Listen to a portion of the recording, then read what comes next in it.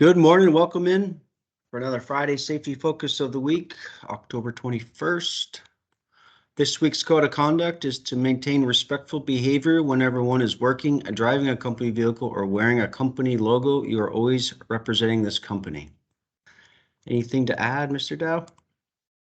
Yeah, you're also always representing yourself, which is something to remember, which is an important thing. Just remember, treat other people the way that you feel you would like to be treated. Yep. Carry that on, whether you're at work or not. Yep. Respectful behaviors, good code item of the week. Oh, sorry. So good job this past week. Another 7 days without a recordable. 124 days. We got about a week left of October. So again, I challenge all the crews out there to continue to work safe each and every day. Make sure you report any unsafe acts, unsafe conditions, so we can get those addressed. Let's continue this really good track record that we're on, and that all starts with good communication, good pre-planning on our day in and day out, and looking out for one another. So let's work safe today. With that said, Austin, let's highlight this week's safety topic. I want to talk a little bit about blind spots today. Know your vehicle, whether it's a pickup, a car, a truck, or any piece of equipment you're operating. Just get to know it. Don't just jump in, assume you know everything about it. Figure out where the blind spots are. Get used to, what it takes to look around the vehicle, being observant, all of that. Just get to know your vehicle. Some prevention is always try to use a spotter when you can. Your spotter should know the proper signals, have their proper PPE on.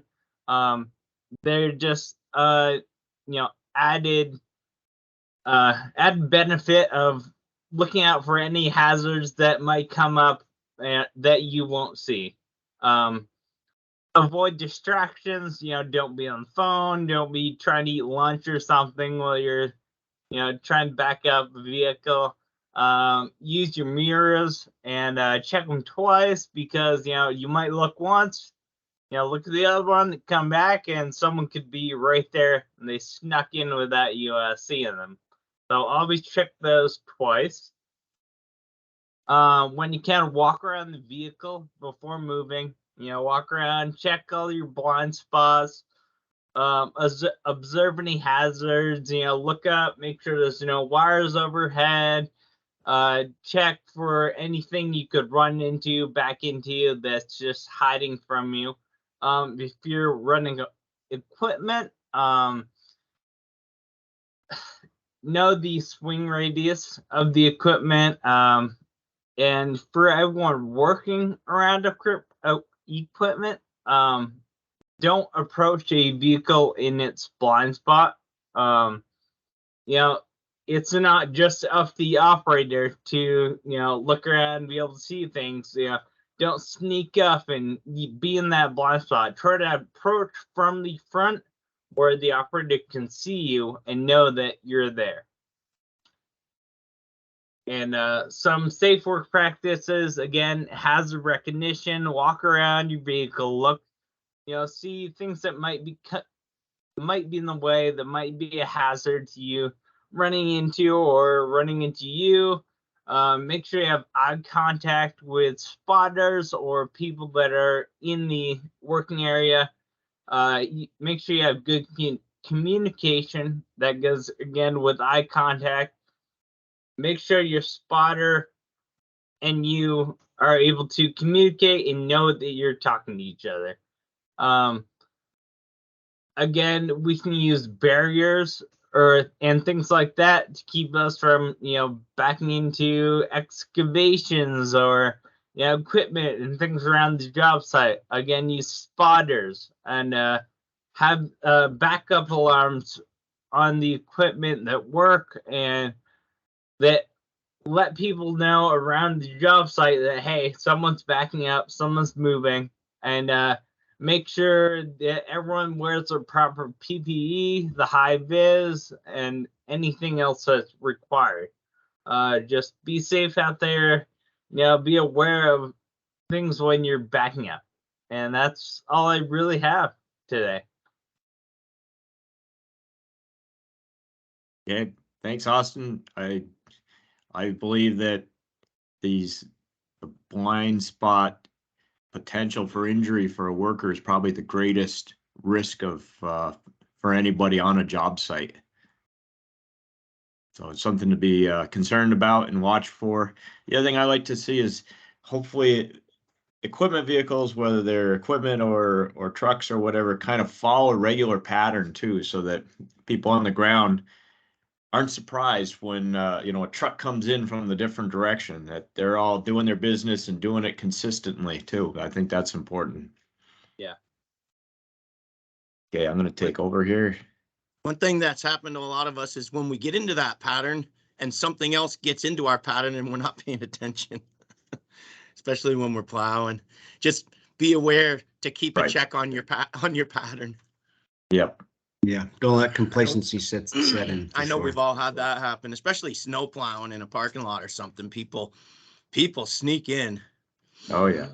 And it's pretty scary when you almost hit somebody. I've had it happen. Okay. And you can see in the highlight of the jobs that we're going to see, just take a look at how tight and congested this job is. And there's so many blind spots on this project that we're going to highlight. So just the importance of staying aware and keeping the awareness at the right frequency, so you can identify one another when we're swinging in tight quarters. Trying to get it on here. I'm not sure why I'm not getting it on my list. Yeah, we just saw your teams. Yeah. Should be on, maybe it's on Windows. I always get, there we go. Okay. They give you too many options. We got it now. All right, good. So blind spots today. So for announcements, just another reminder from last week's announcements that we have navy blue Carhartt hooded and crew neck sweatshirts now, and the costs are $25 each, can be deducted from your payroll. And see Sarah if you want one. And ECI is donating all the proceeds to the UVM Cancer Foundation. So the company bought them. It is just allowing the employees to buy them at a great discount, about a 50% of the actual cost, I believe, and then all those proceeds from the employees go to the UVM Cancer Foundation. So also the cold weather is coming, or kind of here. We haven't seen such extreme below freezing temperatures all that much, but it's time to start treating your diesel fuel with a white container. That's the diesel fuel supplement. October is Breast Cancer Awareness Month. There's a pretty bright pink team. I got my pink on today. And if you want a t-shirt, pink t-shirt and sweatshirts, we have $10 shirts and sweatshirts available from Sarah again. And that also proceeds go to the UVM Medical Center Cancer Foundation.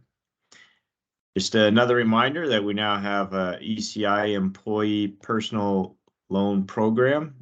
So if you have questions about the program, check with accounting or click on this link to the income advance loan summary. The wellness program, again, we'll be giving a good push for that as soon as things slow down a little bit, because not only are we busy, but Champlain Medical is busy, and they would prefer to get a slug of people when they're not so busy. So for the project of the week, we are highlighting the City West Condominium Project. That's at 157 South Champlain in Burlington. And the City West project is a 32-unit condominium being developed by the Jess Company of Winooski. And many of us know Nate and Jackie DeJess through their other company, EIV Technical Services. And they are on a lot of our job sites as inspectors, for especially state jobs, obviously, in the city of Burlington, the bike path and all that. And under their prior name, which is interesting, Engineers Incorporated, EIV, you see in that name, it was once a sister company of Engineers Construction. EIV was established in 1964 by Alan Pigeon and a partner and partners. And then Engineers Construction was a spinoff from EIV in 1965 for the purpose of construction rather than just consulting. You couldn't really perform both without kind of being somewhat of a conflict of interest between your clients and providing work both on the construction side and the engineering side. So pretty cool history we have with them. So for the scope of work on this project, we have footings course. There was 175 cubic yards or 600 linear feet of footing ranging from 2 foot to 6 wide, and column pads ranging from 5 by 5 to 13 by 13 squares. So pretty good sized columns. And the walls are pretty wide, probably a lot because of the height of these walls coming up. So there's 3 different areas of walls. This FW1 is 76 linear feet, ranges from just 710 to 106, which is still good sized wall, obviously. But then there's 362 feet of this FW2, which ranges in height from 21 feet to 22 and a half. And then there's another shorter section, FW3, which is essentially 3'5" to 8'0". Total wall and footing concrete is 280 yards, and we're using the Harris 1500 clamp system gang forms for the tall walls and our Simon's handset walls for walls under 10 feet. Quite a bit of slab too. There's 8,745 square feet of slab on grade for the parking at the lowest level, slab on grade. Then there's a couple decks at 5520 for the first deck for the parking level on level 1. That's 110 yards. So we got 130, 110. And then for the final 2 decks is total 9,600, almost 10,000 square feet. And for living and retail space, and that's 220 yards. So quite a bit of concrete on this whole job, and pretty interesting being the very tall walls and also very concentrated job in an urban setting. This is from the contract drawings, the design drawings. You see that some of the higher walls in the back columns and doesn't show the slab other than the slab on grade. This is the site early on when we're doing footings. And then you see setting some of the gang forms. And the gang forms, of course, are all crane set and the pieces.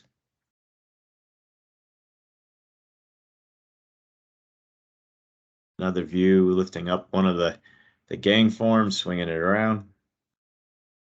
Very tight site, as you can see. It takes a lot of organization, got a lot of rebar material stored off site and delivered as needed. We have the man lift there. We're got just limited amount of room. Typical of an urban project. Another view of the complexity of some of the, the gang form, the bracing and so on. It's a tall wall, so you gotta have it all braced in all different directions.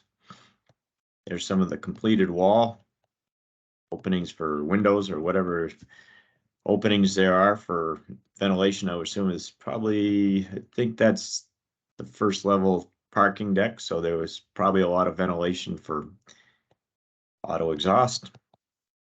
Another close up of the formwork.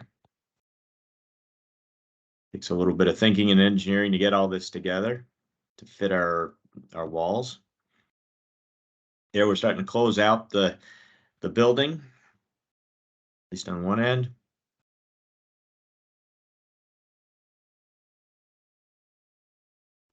Just again, another picture showing partly completed walls and stripping of forms.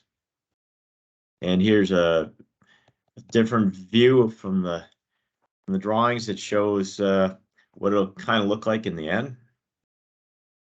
Balconies and everything. And then for the photo archives, we have a photo from the Hilton Garden Inn just down the street. This is St. Paul. And actually, is it Champlain on the other side? Might be Champlain on the other side. You're looking towards St. Paul there, and the Vermont House, I guess it's called, at the corner of St. Paul and Main up there, up in the higher building.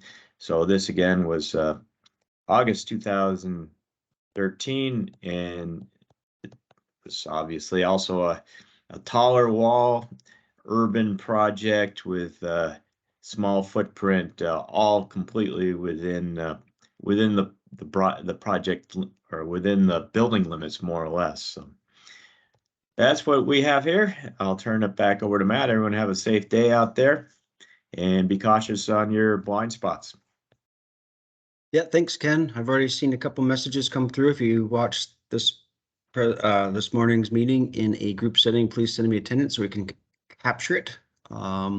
With that said, let's have a safe day. Let's have a great day. Okay. Thank you.